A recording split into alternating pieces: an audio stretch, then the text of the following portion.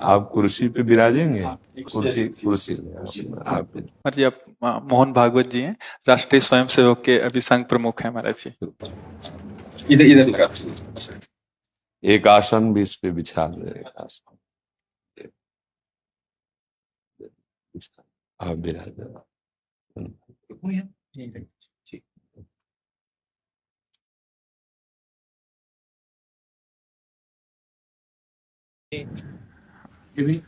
हाँ, पहना दीजिए। राधा राधा दे दे। इधर दीजिए।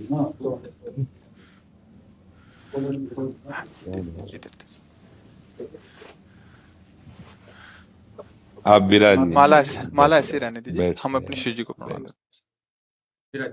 हाँ, और किसी को कुर्सी की आवश्यकता हो तो मंगा लें, अगर जमीन में बैठना है। बैठ जाए। मेरा ही केवल घुटने का जगह है जी महाराज जी, बस दर्शन करने थे। आपकी बात वीडियो पर सुनी तो लगा एक बार देख लेना चाहिए। चाह मिटी चिंता गई मनुआ बेपरवाह, ऐसे लोग कम देखने को मिलते। देखो, अपने लोगों का जन्म जो भगवान ने दिया है ना, ये सिर्फ सेवा के लिए दिया है। व्यवहारिकी सेवा और आध्यात्म की सेवा, ये दोनों सेवाएं अति अनिवार्य हैं। केवल व्यवहारिकी सेवा ही होती रहे, हम अपने भारतवासियों को अगर हम परम सुखी करना चाहते हैं तो केवल वस्तु और व्यवस्था से नहीं कर सकते, उनका बौद्धिक स्तर सुधरना चाहिए। आज हमारे समाज का बौद्धिक स्तर गिरता चला जा रहा है, बहुत चिंता का विषय है। हम सुविधाएं दे देंगे, हम विविध प्रकार की भोग सामग्रियां दे देंगे, लेकिन उनके हृदय की जो मलिनता है, जो हिंसात्मक वृत्ति है, जो अपवित्र बुद्धि है, ये जब तक ठीक नहीं होगी तब तक हमारा देश धार्मिक देश है, हमारे यहाँ धर्म की प्रधानता है। तो इसी बात को बार बार हम सबसे निवेदन करते हैं कि ये जो हमारी नई पीढ़ी है, इसी से हमारे राष्ट्र की रक्षा करने वाले प्रकट होते हैं। जो विद्यार्थी जन है, उन्हीं में कोई एमएलए बनता है, उन्हीं में कोई सांसद बनता है, उन्हीं में कोई मुख्यमंत्री बनता है, उन्हीं में कोई राष्ट्रपति या प्रधानमंत्री उन्हीं में अपने लोग भी सब थे। अब हमारी शिक्षा केवल आधुनिकता का स्वरूप लेती जाए और व्यभिचार प्रवृत्ति, व्यसन प्रवृत्ति, हिंसा प्रवृत्ति, ये नई पीढ़ी में देखकर बहुत असंतोष हृदय में होता है। इसीलिए कितनी भी शरीर में पीड़ा हो, हम प्रयास करते हैं जितने से जितने सामने हमारे भगवत स्वरूप जन आते हैं, पहले बुद्धि शुद्ध होनी चाहिए। मय्ये वो मन आदत्स्व मई बुद्धि निवेश है, तो निवशिष्यति मय्ये व अत ऊर्ध्वम न संशया, तू मेरे में ही निवास करेगा, अर्थात भगवदानंद में। अविनाशी जीव कभी भोग विलास में तृप्त हो ही नहीं सकता। हम अगर अपने राष्ट्र की विशेष सेवा, तो हमारे धर्म का परिचय, जैसे आप जन करते हैं, धर्म का हमारा क्या स्वरूप है, हमारे जीवन का लक्ष्य क्या है। हमें जितना राम जी प्रिय हैं, कृष्ण जी प्रिय हैं, उतने ही भारत देश हमारे लिए प्रिय है। जैसे राम भक्त कृष्ण भक्त, वैसे हमारे भारत देश का हर जन जन हमारा आदरणीय और पूजनीय। पर अब जो मानसिकताएं बन रही हैं, वो हमारे धर्म और हमारे देश के लिए लाभदायक नहीं होंगे।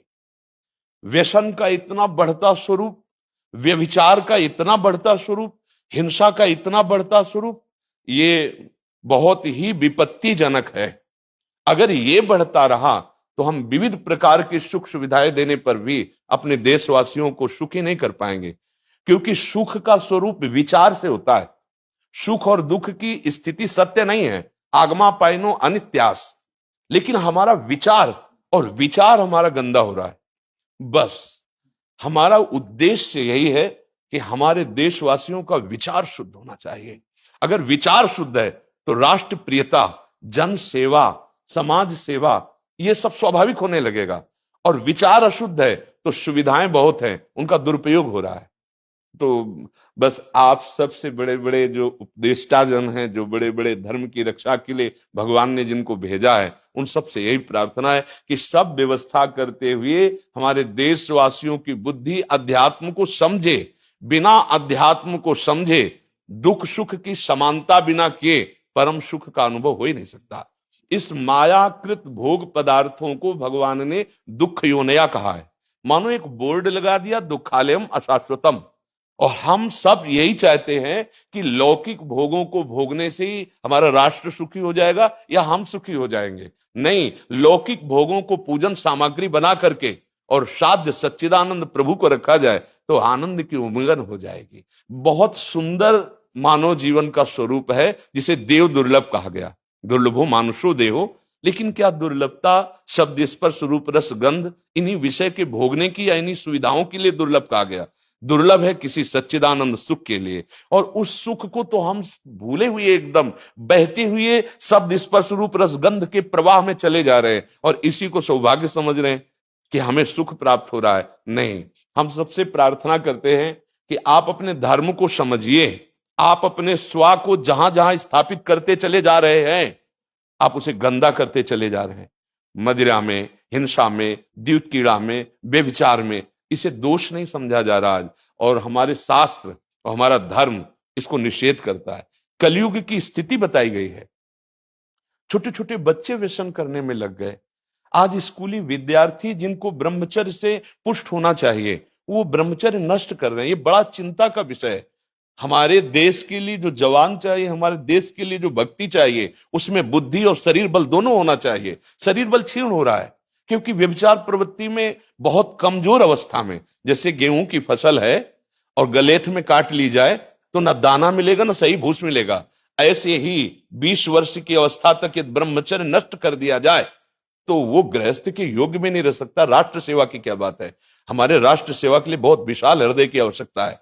हमारे शरीर को बहुत स्वस्थ रखने की आवश्यकता है, तभी हम समाज सेवा, राष्ट्र सेवा। तो शरीर और बुद्धि दोनों का स्वस्थ होना बहुत आवश्यक है।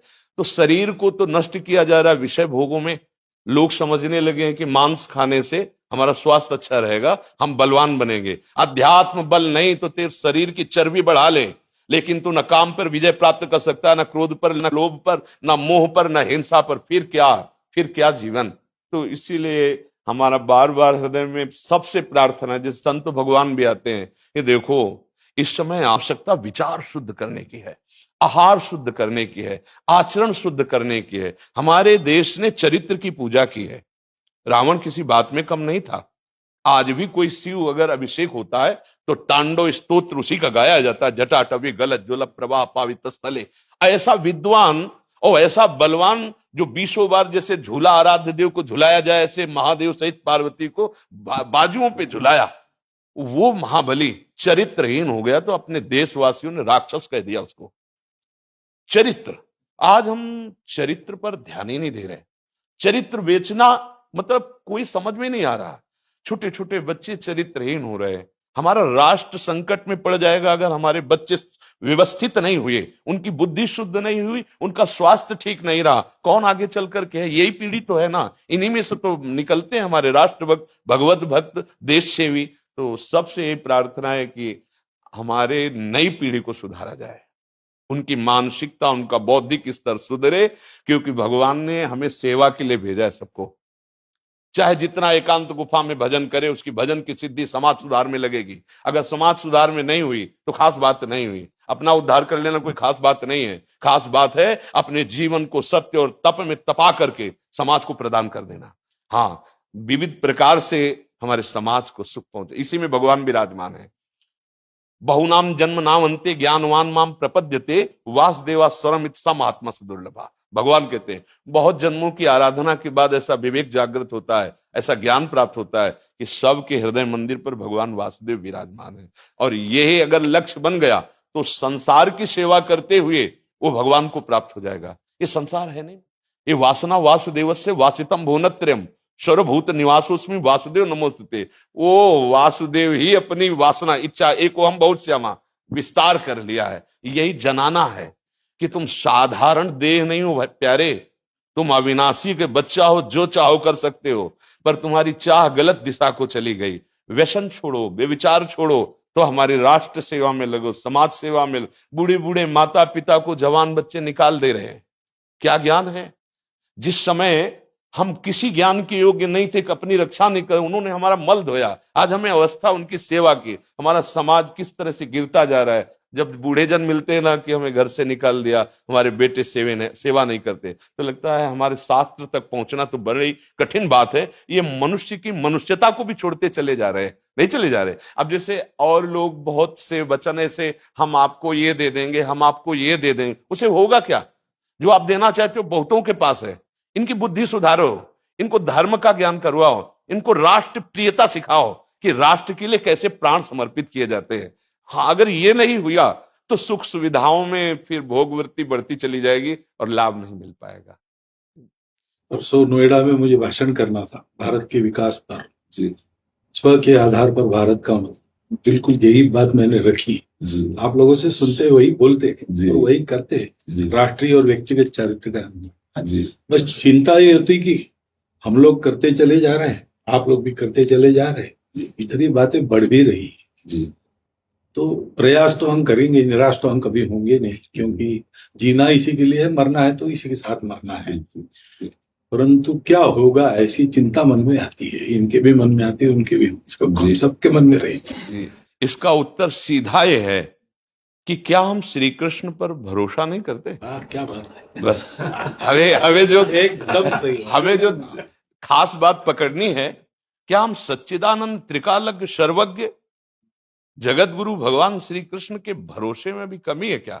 अगर भरोसा दृढ़ है तो वही होगा जिसे कहा जाता है परम मंगल में, परम मंगल होगा, कदम पीछे नहीं। हम अध्यात्म बल को जानते हैं, हम अपने स्वरूप को जानते हैं, इसलिए हमको ये नहीं डरना कि होगा क्या।